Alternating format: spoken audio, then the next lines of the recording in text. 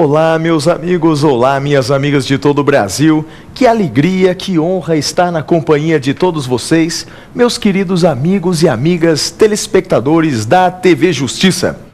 Permitam-me apresentar, meu nome é Flávio Martins, sou professor de Direito Constitucional da Rede de Ensino LFG e estou aqui para falar com vocês sobre mais um tema importante dentro do direito. O programa de hoje é imperdível.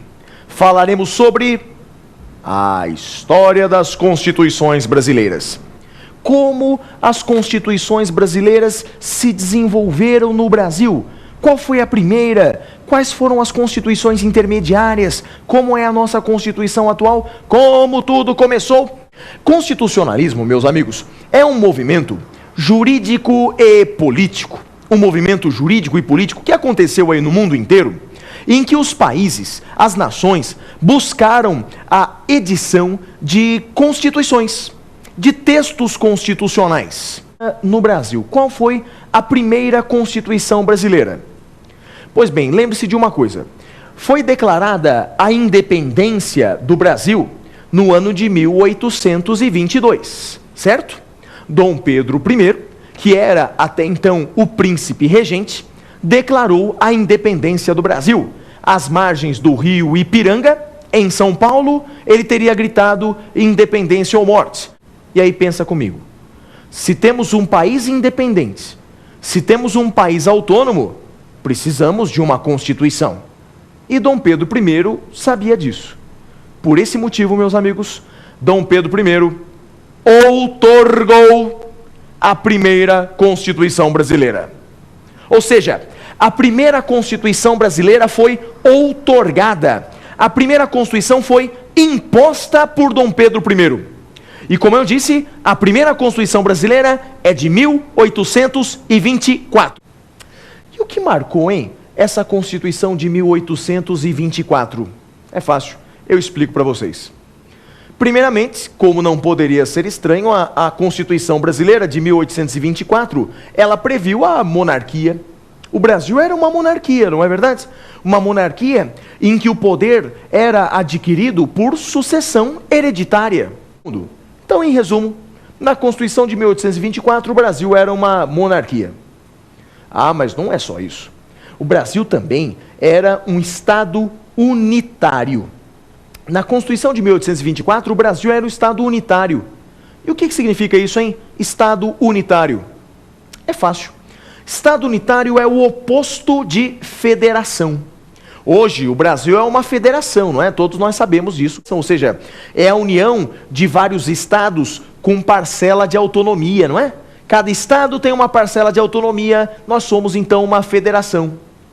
Na Constituição de 24 não era assim. Na Constituição de 24, o Brasil era um estado unitário.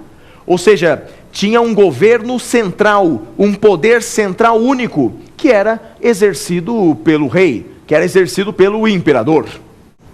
É a única Constituição brasileira, que tinha religião oficial. Isso mesmo, meus amigos. Tínhamos uma religião oficial, era a religião católica. O Brasil tinha 4 poderes. E alguém poderia perguntar, Flávio, quais são os 4 poderes na Constituição de 1824? Fácil. Os 3 poderes já conhecidos, executivo, legislativo e judiciário. E o 4º poder era o poder moderador. Isso mesmo, o poder moderador, que era uma espécie de controle sobre os demais poderes, que era exercido pelo rei, pelo imperador. Era o rei, portanto, que era o titular desse poder moderador, desse controle, dessa fiscalização sobre os demais poderes. Então, mais uma característica interessante da Constituição de 24.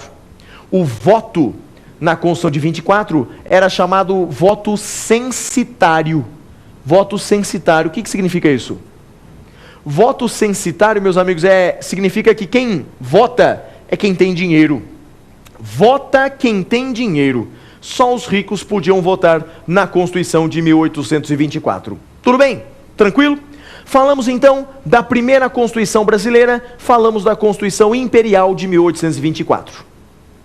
Mas por que acabou, hein?